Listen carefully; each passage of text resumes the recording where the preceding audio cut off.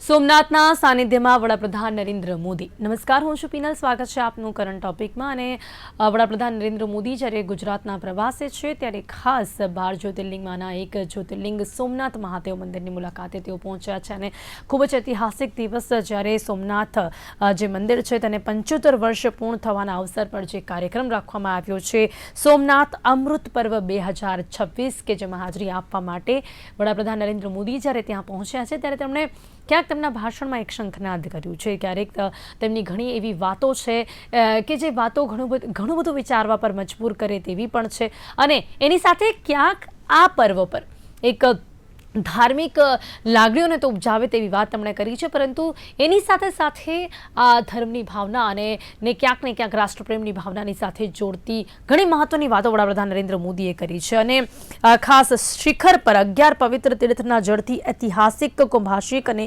ધ્વજારોહણ જે કરવામાં આવ્યું હતું, જે પ્રકારનું આ કાર્યક્રમ હતું, જે રીતે સોમનાથ મંદિરને 75 વર્ષ પૂર્ણ થવાના સમયે આયોજિત આ પર્વ પર જે કાર્યક્રમ કરવામાં આવ્યું છે, તેમાં જે મહત્વની બાબતો જોવા મળી છે તેના પર વાત કરીશું. સાથે સાથે વડાપ્રધાન નરેન્દ્ર મોદીના ભાષણમાં જે ખાસ સાંભળવા મળ્યું છે, સોમનાથ જેવા ધાર્મિક સ્થળોનો વિકાસ ભારતની સોફ્ટ પાવરને વૈશ્વિક સ્તરે કેવી રીતે મજબૂત કરી શકે છે, અને તેની સાથે જ ખાસ કરીને સોમનાથના ભવ્ય રોડ શો અને વાયુસેનાના સૂર્યકિરણ એર શો, ભવ્ય જનમેદનીને જ્યારે વડાપ્રધાન નરેન્દ્ર મોદીએ સંબોધ્યું છે ત્યારે ખાસ તેમના સંબોધનમાં શું ખાસ સાંભળવા મળ્યું છે તેના વિશે વાત કરવા માટે મારી સાથે જોડાઈ ગયા છે જે પોલિટિકલ એનાલિસ્ટ છે જયવંત પંડ્યાજી, અને તેમની સાથે જ ધાર્મિક વિશ્લેષણ આપણી સાથે જોડાયા છે મુકેશ ઓઝા, જેઓ અત્યારે હાલ ખાસ સોમનાથ મંદિરના ઇતિહાસ પર પણ આપણી સાથે વાત કરશે. આપ બંનેનું સ્વાગત છે. Welcome to the show. Jayvantbhai, સૌથી પહેલા આ જે પ્રકારનો કાર્યક્રમ યોજાયો છે, શરૂઆત કરી આપની સાથે કે એમાં જે ખાસ જોવા મળ્યું છે મંદિરના પુનઃનિર્માણને જ્યારે 75 વર્ષ પૂર્ણ થયા છે ત્યારે સોમનાથ અમૃત પર્વ 2026 આ કાર્યક્રમ વિશે આપનું શું કહેવું છે? કારણ કે ન માત્ર એક સામાન્ય કાર્યક્રમ આને કહી શકાય છે, અહીંયા આપણે જોઈ શકીએ છીએ કે ભારત દેશ હજી પણ ક્યાંક ધાર્મિક ભાવનાઓમાં કેવી રીતે એકજૂટ જોવા મળે છે. આમ તો આજે બે ઘટનાઓ છે. એ બે ઘટનાઓને આપણે સાંકળીએ તો કદાચ આ વધારે સારી રીતે આપણે ભારતને સમજી શકીશું. પહેલી ઘટના તમે કીધી સોમનાથના સ્વાભિમાનને પુનઃસ્થાપનને, એટલે કે પ્રાણ પ્રતિષ્ઠાને આજે 75 વર્ષ પૂરા થયા છે. જી બિલકુલ. અને બીજી ઘટના આજે આપણે લગભગ 28 વર્ષ પોખરણ પરમાણુ પરીક્ષણને થયા છે. બિલકુલ બિલકુલ બિલકુલ. આ પણ એક સ્વાભિમાનને પુનઃ સ્થાપિત કરતી એક પળ હતી. એમાં આપણે અમેરિકાની CIA ને ગંધ પણ ન આવે એ રીતે, કારણ કે અગાઉ જ્યારે અમેરિકાને ખબર પડી ગઈ કે પોખરણમાં પરમાણુ પરીક્ષણ થવા જઈ રહ્યા છીએ, અથવા તો કોઈ મિસાઇલનું પણ પરીક્ષણ કરવાનું આવતું, તો અમેરિકાનું દબાણ આવતું. અને ઓન ધ રેકોર્ડ આ વાત છે, એટલે હું કઈ ઉપજાવી કાઢેલી વાત નથી. તો એ જે થયું, અને એ પછી આપણી પ્રત્યે જોવાનો વિશ્વનો જે દ્રષ્ટિકોણ છે એ બદલાઈ ગયો. આપણે મહાસત્તાની તરફ આપણી ગતિ છે આગળ વધી. G20 દેશો હોય, G7 દેશો હોય, આ બધામાં આપણને માનભેર સ્થાન મળવા લાગ્યું. બ્રિક્સમાં પણ આપણને સારી રીતે બોલાવા લાગ્યા. એટલે આ બે ઘટના છે એને આપણે જોડીને જોવી જોઈએ, કારણ કે આજે 11 મે છે. અને બીજી વાત એ છે કે આજે આપણે 75 વર્ષે તો સ્વાભિમાનને યાદ કરીએ છીએ સોમનાથના, પરંતુ આ દર વર્ષે અને દર પેઢીને કહેવાની વાત છે કે આ સોમનાથમાં શું થયું હતું. સોમનાથમાં પહેલી સદીમાં આરબોએ આક્રમણ કર્યું, એને મારીને ભગાડ્યા આપણા ચાલુક્ય રાજાએ, ચાલુક્ય વંશના રાજાએ. પછી નાગભટ્ટ પ્રથમે, નાગભટ્ટ દ્વિતીય એનું ભવ્ય નિર્માણ કર્યું. ત્યારથી લઈ અને મોહમ્મદ ગઝનીએ આક્રમણ કર્યું, શિવલિંગના ટુકડા કર્યા, એને ત્યાં લઈ જઈને પોતે ગાઝી તરીકેની પદવી પ્રાપ્ત કરી, એટલે કે જે મૂર્તિ ભંજક છે એવી. એટલે માત્ર એને આપણા ઇતિહાસકારોએ, લેફ્ટિસ્ટ ઇતિહાસકારોએ એને લૂંટારો કીધો, પણ લૂંટ એની અગત્યની નહોતી. લૂંટવું હોત તો એ બીજે પણ જઈ શકાતા, લોકો પાસે પણ પૈસા હતા, પરંતુ એનો ઈરાદો હતો કે હિન્દુઓના સ્વાભિમાનને સમાપ્ત કરવું, હિન્દુઓની પૂજા પદ્ધતિને સમાપ્ત કરવી, અને પોતાના પંથનો સ્થાપન કરવું, એનો પ્રચાર પ્રસાર કરવો, એનો ભય પેસાડવો. અને મોહમ્મદ ગઝની પછી અનુક્રમે મોહમ્મદ બેગડા, ઝફર ખાન એટલે કે મુઝફ્ફર શાહ તરીકે પણ એ જાણીતો છે. અને એવા અલાઉદ્દીન ખિલજી, આવા કેટલાય લોકો આવતા ગયા. એટલું ઓછું હોય એમ 17મી સદીમાં પોર્ટુગીઝ પણ આવ્યા. ઔરંગઝેબે પણ 2 જણાને મોકલીને એનો નાશ કર્યો. પરંતુ તમે જુઓ પિનલ કે દર વખતે એ લોકો વિનાશ કરીને જાય ને આપણે સર્જન કરીએ, આપણે ફરીથી સ્થાપના કરીએ, ચાહે અહલ્યાબાઈ હોલકર હોય કે સરદાર પટેલ હોય. જી બિલકુલ. પરંતુ આમાં દુઃખની વાત પિનલ એ છે કે સ્વતંત્રતા પછી એનું પુનઃસ્થાપન થવા જઈ રહ્યું હતું ત્યારે આપણા વડાપ્રધાન નહેરુ એનામાં જેટલા અડંગા નાખી શકાતા હતા એટલા બધા જ એમણે નાખવાનો પ્રયત્ન કર્યો. અને એમ છતાંય આપણે સરકારી પૈસા નહીં, સરકાર એટલે તો આમ જનતાના જ પૈસા છે કહેવાય, પરંતુ એમ છતાંય તે એક અલગ ટ્રસ્ટ બનાવીને એમાં જાન સાહેબની પણ ભૂમિકા બહુ સરસ રહી, સ્તુત્ય રહી. અને એ રીતે આખું પ્રાણ પ્રતિષ્ઠા થઈ. રાષ્ટ્રપતિ રાજેન્દ્ર પ્રસાદ બાબુને ના પાડી નહેરુએ કે તમે આ કાર્યક્રમમાં ન જાઓ, પરંતુ એ છતાં પણ પોતાના અંગત ખર્ચે આવ્યા. એણે કીધું કે હું આ ખર્ચો સરકારી નહીં લઉં, અને અંગત ખર્ચે આવ્યા અને એ રીતે પુનઃ પ્રાણ પ્રતિષ્ઠા થયું. આજે આપણે એનું ભવ્ય સ્વરૂપ જોઈ રહ્યા છીએ. એટલે મને લાગે છે કે આ ઇતિહાસ કેવો જરૂરી છે ને એનાથી ફરીથી આપણી પેઢી છે આ આક્રાંતાઓને ભૂલે નહીં, સોમનાથ મંદિરનો એનાથી ઇતિહાસ ખૂબ આપણે જ રક્ષિત રહીએ મહત્વનો કહી હંમેશા. શકાય છે. જી જયવંતભાઈ, અને એટલા જ માટે વડાપ્રધાન નરેન્દ્ર મોદી પણ આ ઇતિહાસની સાથે આજની યુવા પેઢીને જોડવા માટે આ મહત્વના કાર્યક્રમો પણ કરતા હોય છે અને ઇતિહાસ લોકો સુધી પહોંચે તે માટેના પ્રયાસો પણ હાથ ધરતા હોય છે. તો મુકેશભાઈ પણ એના પર પ્રકાશ પાડી શકશે કે જે સોમનાથ મંદિર છે, જેને કહી શકાય છે કે વિનાશ પર વિજયનું પ્રતીક છે. શું કહેશો મુકેશભાઈ, આજે સોમનાથ મંદિરના ઇતિહાસ પર જો એક વખત ફરી નજર કરીએ, જ્યારે 75 વર્ષ તેને પૂર્ણ થયા છે પુનઃનિર્માણને, જેટલી પણ વખત જ્યારે તેના પર હુમલો કરવામાં આવ્યો અને જે રીતે આપણા દેશના જે પણ ભારતીય રાજાઓ અને તેમણે જે પોતાનું બલિદાન આપીને આ મંદિરને હંમેશા સુરક્ષા કરી છે, તેના ઇતિહાસ પર જો આજે એક નજર કરીએ તો ખાસ શું શું યાદ આવે છે? પહેલા તો સૌરાષ્ટ્રે સોમનાથમ છે, આપણા જે દ્વાદશ જ્યોતિર્લિંગ છે એમાંનું આ સૌથી પ્રથમ અને શ્રેષ્ઠ જ્યોતિર્લિંગ છે. એમ કહેવાય છે આપણા શાસ્ત્રોની અંદર કે સકલ બ્રહ્માંડમાંથી જ્યારે દેવોએ પૃથ્વી ઉપર કોઈ વાસ કર્યો હોય અને દેવ અને શક્તિ, જેમ આપણે 51 શક્તિપીઠ કહીએ છીએ એમ દ્વાદશ જ્યોતિર્લિંગ છે, એ સાક્ષાત શિવ અને શક્તિ ની ઉપાસનાનું કેન્દ્ર આપણા ભારતની અંદર છે. ભારતમાં પણ છે, પાકિસ્તાનમાં પણ છે ને અફઘાનિસ્તાનમાં છે. હવે વાત આપણે કરીએ સોમનાથની. સોમનાથ આમ તો 11 મઈ 1951 ના રોજ આપણા સરદારભાઈ પટેલના સાનિધ્યમાં મંદિરનું પ્રાણ પ્રતિષ્ઠા થઈ, ફરી પ્રાણ પ્રતિષ્ઠા થઈ. એટલે 1326 ની વાત હોય, 1395 ની વાત હોય, 1451 ની વાત હોય કે 17મી સદીની વાત હોય, આ બધા જ પ્રયત્નો તોડવા માટે કર્યા. આજ હિન્દુ આસ્થાએ એને ફરી પાછું મંદિર નિર્માણ કરવાના પ્રયત્નો કર્યા.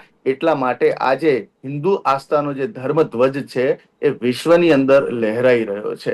મોદીજી, આમ તો મોદીજી ઉપર મંગલની દશા ચાલે છે શાસ્ત્રોક્ત પ્રમાણે જોઈએ તો, એટલે એ સુરવીર છે અને ધર્મ પ્રત્યે એ ખૂબ લાગણી ધરાવે છે. આજે 9મી તિથિ અને સોમવારનો દિવસ છે ત્યારે અને એક્ઝેક્ટ આ તારીખ પણ એવી આવી છે 11મી તારીખ 11 મે 1951 ને સંબંધિત રાખીને. એટલે આજે જે કંઈ થઈ રહ્યું છે આ ધરા ઉપર, આ પૃથ્વી ધરા ઉપર કહીએ, આપણે માત્ર સોમનાથની વાત ન લઈએ, પરંતુ શિવ અને શક્તિને જેને માને છે, એટલે ત્યાં જે શિવાલય છે એ શિવાલયના દર્શન થકી પણ મોક્ષના દ્વાર ખુલતા હોય છે. મોક્ષમાં જવું હોય ને તો સોમનાથ થકી જવાય છે. પાંડવોનો ઇતિહાસ પણ એનો સાક્ષી રહ્યો છે. આજે સરસ ઋષિકુમારો ત્યાં યજ્ઞ કરી રહ્યા છે, મહારુદ્રાભિષેક કરવામાં આવતું હોય છે. એની જે ઓરા હોય છે એ સકારાત્મક હોય છે. દેશ માટે, રક્ષા માટે એની વધુ કાર્યશૈલી આપણને જોવા મળતી હોય છે. પરંતુ મારે આજે સરદાર પટેલની જે મૂર્તિ મુકાઈ છે એને જોઈને જયારે લોકો આગળ સોમનાથના દર્શન કરવા જાય છે, પ્રધાનમંત્રી શ્રી જે રોડ ઉપર જે શો કરી રહ્યા છે ને આજુબાજુમાં જે ડમરૂના નાદ વાગી રહ્યા છે, એ ડમરૂ જે કોઈ સામાન્ય નાદ નથી, આ બ્રહ્મનાદ છે. એટલે શિવજી જયારે ડમરૂ વગાડે તો એની એક ઓરા, એક સકારાત્મક ઓરા, ઉર્જા એ વિસ્તારમાં ફેલાતી હોય છે. એટલે આ ધાર્મિક મહત્વ તો એ રીતે છે, પરંતુ મોદીજી હિન્દુ ધર્મની આસ્થા માટે સતત પ્રયત્નશીલ રહ્યા છે. એમના એજન્ડામાં પણ રહ્યું છે. હા, બીજા ધર્મને નુકસાન ના કરવું જોઈએ, પરંતુ હિન્દુ ધર્મની આસ્થાને કોઈ ઠેસ લગાડવાનો પ્રયત્ન કરે તો એને જાગૃતિ માટે સતત એ પ્રયત્નશીલ રહે છે અને તેમની એક્ટિવિટી એમને સતત આપણને જોવા મળી છે. આ અમૃત મહોત્સવ ચાલી રહ્યો છે. 75 વર્ષ મહત્વના નથી, પરંતુ શિવની તાકાત શું છે, હિન્દુ ધર્મમાં શિવનું શું મહત્વ છે અને દ્વાદશ જ્યોતિર્લિંગનું શું મહત્વ છે. આપણે બધા વડવાઓ કે યુવાઓ બધા 12 જ્યોતિર્લિંગના દર્શન કરવા જાય છે. બાજુમાં જ નાગેશ્વરનું જ્યોતિર્લિંગ છે, આ બાજુ દ્વારકા છે, બેટ દ્વારકા છે. આ ધર્મભૂમિ છે, કર્મભૂમિ છે, ઈશ્વરની કર્મભૂમિ છે. એવી ભૂમિ ઉપર જ્યારે સનાતન હિન્દુ આસ્થાનો ધર્મધ્વજ લહેરાતો હોય તો ચોક્કસ એને સકારાત્મક દ્રષ્ટિકોણથી લેવું જોઈએ. રાજકીય દ્રષ્ટિકોણથી આને ન લેતા, હા ચોક્કસ અત્યારે યુદ્ધના વંટોળ વાદળો છાવી રહ્યા છે, હાર્મુઝ બંધ છે, મોદીજી કદાચ વિશ્વના પ્રવાસો ઓછા થતા હશે, ઘણી પરિસ્થિતિઓનો સામનો કરવા જઈ રહ્યા છે. ગઈકાલના એમના સંબોધનની અંદર એક ચિંતા પણ હતી, એ દેશવાસીઓ માટેની પણ ચિંતા હતી. એ ચિંતા કદાચ મહાદેવને સમર્પણ કરે તો આ દેશ માટે કંઈક સારું થાય. જી બિલકુલ બિલકુલ, ખૂબ સાચી વાત આપે કરી છે કે એની સાથે સાથે આપણે ફરી એક વખત સોમનાથના ઇતિહાસની જ વાત કરીએ જયવંતભાઈ. જેમ કે મેં કહ્યું કે આટલી બધી વખત જ્યારે સોમનાથ મંદિર પર હુમલાઓ થયા ત્યારે ઘણા બધા એવા રાજાઓ હતા, ચોક્કસથી તેમણે જ્યારે સોમનાથ મંદિરની સુરક્ષા કરી, પણ એની સાથે સાથે આ જે પૃથ્વી છે, આ જે ધરા છે જ્યાં સોમનાથ મંદિર છે, એ પણ એક ચમત્કારિક કહી શકાય છે. આપણે ઘણા જે હુમલાઓમાં વાત કરી કે એમાં ખાસ મોહમ્મદ ગઝનીની વાત કરી તો તેના એટલા પ્રયાસો પછી પણ જે પ્રકારે આ મંદિર આજે પણ અડીખમ છે, તેનાથી એવું કહી શકાય છે કે સનાતન હિન્દુ ધર્મના લોકોની આસ્થાનું પ્રતીક છે આ સોમનાથ મંદિર. જયવંતભાઈ. બિલકુલ, મારે એક વાત કરવી છે કે આપણે આ જે આક્રમણો થયા એ 2મી સદીના અરબ થી લઈ અને છેક પોર્ટુગીઝ સુધીના, જી બિલકુલ, ઔરંગઝેબના પણ 18મી સદીમાં થયા. એમાં જે આપણે લડત આપી ને પિનલ, એ લડતનું આપણે વર્ણન કરવું જોઈએ કે લડત કેવી રીતે આપી. એના માટે વીર હમીરજી ગોહિલ ઉપર ફિલ્મ બની છે ગુજરાતમાં, એ પણ જોવી જોઈએ. જી બિલકુલ. અત્યારે જયવંતભાઈ ત્યાં મંદિર છે, સોમનાથ મંદિરના સાનિધ્યમાં મંદિર પણ બનાવવામાં આવ્યું છે બહાર. હા, અને એ લાઠી પાસેના વીર હમીરજી ગોહિલ, અને એની સાથે આપણે કયા કયા અત્યારે બહુ જાતિવાદના અંતે બધી વાત ચાલે છે, પરંતુ આ સોમનાથને બચાવવા અથવા તો એને પુનઃ બેઠું કરવામાં બ્રાહ્મણ, રાજપૂત, ક્ષત્રિય, ભીલ, બધે જ સમુદાયોનો હાથ છે. એને કોઈ એક સમુદાયથી ન કહી શકાય કે આ જાતિએ જ બચાવ્યું, એવું નથી. સમસ્ત હિન્દુઓના છત્ર હેઠળ જેટલી પણ જાતિઓ હિન્દુ ધર્મમાં જેની પણ આસ્થા છે, બધા જ લોકોએ એને બચાવવા માટે પોતાના પ્રાણ ત્યાગી દીધા. એના માટે થઈ અને બીજું કે માત્ર ગુજરાતનું હતું એટલે ગુજરાતના લોકોએ રસ લીધો એવું નથી. અહલ્યાબાઈ હોલકર તો ઇન્દોરના, પણ એમણે પણ રસ લીધો. અને જ્યારે ગઝનીની સેના અહીંથી જતી હતી ત્યારે રાજસ્થાનમાં પણ એને પ્રચંડ એનો પ્રતિકાર થયો અને એની સેના નાસીપાસ થઈ ગઈ ને એને રસ્તો બદલવો પડ્યો હતો, એને બીજા રસ્તે જવું પડ્યું હતું. એટલે આ જે વાત છે ને એ ખૂબ મહત્વની છે. અને આજે પણ આજના આપણે ઇતિહાસમાંથી બોધ લેવો હોય તો હમણાં થોડા મહિનાઓ પહેલા, મને એક્ઝેક્ટ યાદ નથી, પરંતુ સોમનાથ પાસે એક ગાંડો મૌલવી એને વિડીયો બનાવ્યો હતો અને ગઝનીને મહાન ગણાવ્યો હતો, અને ફરીથી આ પ્રકારનું થાય એ પ્રકારનો વિડીયો બનાવે છે. આજે પણ એ લોકોનું સાહસ છે એ કઈ તૂટ્યું નથી. એટલે એને કઈ રીતે તમે નાચશો એ હવે વિચારવાની આવશ્યકતા છે. માનસિક રીતે અસ્થિર માણસ હતો જયવંતભાઈ, કે જે વ્યક્તિ આવું કદાચ કીધું હતું. આપણે એને અસ્થિર કહીને આપણે એને એક બેનિફિટ ઓફ ડાઉટ આપી દઈએ છીએ, બાકી એ કોઈ અસ્થિર નથી. એ લોકોના મગજમાં જે ઝેર ભરવામાં આવે છે, એ ઝેરના કારણે આ જે કઈ મસ્જિદ કે મદ્રેસામાં જે કોઈ આપતા હશે, હું એમ નથી કહેતો બધા જ આપતા હશે, પણ જે કોઈ આપતા હશે એના કારણે એક નાનકડા બાળક, આજે તમે જો કે ઈરાનના મુદ્દે પણ કેટલીક મહિલા એમ કે છે કે અમારા દેશમાંથી એલપીજી ને આ બધું આવે છે તો અમને કેમ નથી મળતો. અમારા દેશ આવું કેવી રીતે કહી શકે? મારી પાસે વિડીયો છે, હું તમને મોકલીશ, તમે બતાવી શકે તો બતાવજો એ વિડીયો. આ પ્રકારની જે માનસિકતા છે ને, આપણા ઘણા બધા સારા મુસલમાનો છે, એવું નથી, પરંતુ આ પ્રકારના જે વિચારધારા વાળા છે, જિહાદી વિચારધારા વાળા છે, એને કોઈક રીતે મુખ્ય પ્રવાહમાં લાવવાની, અને ન આવે તો પછી એને દેશ બહાર મોકલવાની અથવા તો એને જે કઈ કાનૂની રાહે કાર્યવાહી થતી હોય કરવાની આવશ્યકતા છે. જી બિલકુલ. અને ક્યાંક હવે મુકેશભાઈ વાત કરીએ કે જે રીતે વડાપ્રધાન નરેન્દ્ર મોદી અહીંયા ઉપસ્થિત રહ્યા અને જે રીતે સોમનાથ મંદિર જે એક આત્મવિશ્વાસ આપે છે, ક્યાંક મેં કહ્યું કે જે પ્રકારે આ વિજયનું પ્રતીક હંમેશાથી કહેવામાં આવ્યું છે, તો આજે જ્યારે વાત કરીએ આ મંદિરની, તો ક્યાંક એવું કહી શકે છે કે આજે જ્યારે હર હર મહાદેવ નું જે નાદ વડાપ્રધાન નરેન્દ્ર મોદી ત્યાં પહોંચ્યા ત્યારે જે સાંભળવા મળ્યો, એમાં એક આત્મવિશ્વાસ જોવા મળે છે. અને જે આત્મવિશ્વાસ જ્યારે સોમનાથ મંદિરથી દર્શાવવામાં આવતું હોય, જે પ્રકારની પરિસ્થિતિ અત્યારે આપણા દેશમાં જોવા મળી રહી છે, એવા સમયમાં વડાપ્રધાન નરેન્દ્ર મોદીનો આ નાદ જ્યારે મંદિરથી આપણને સાંભળવા મળતો હોય, ત્યારે એવું કહી શકીએ છીએ કે તે વૈશ્વિક ફલક પર એક હિન્દુ ધર્મની જે છબી છે તેને ક્યાંક બદલવાનો એક પ્રયાસ કરી રહ્યો છે. આપણે વિજ્ઞાનના માધ્યમથી સાક્ષાત સોમનાથજીના દર્શન પણ કરી શકીએ છીએ. અત્યારે 1.25 લાખ આહુતિ દ્વારા યજ્ઞ અને રુદ્રાભિષેક પણ થઈ રહ્યો છે. મોદીજીએ પણ રુદ્રાભિષેક અત્યારે કરી રહ્યા છે.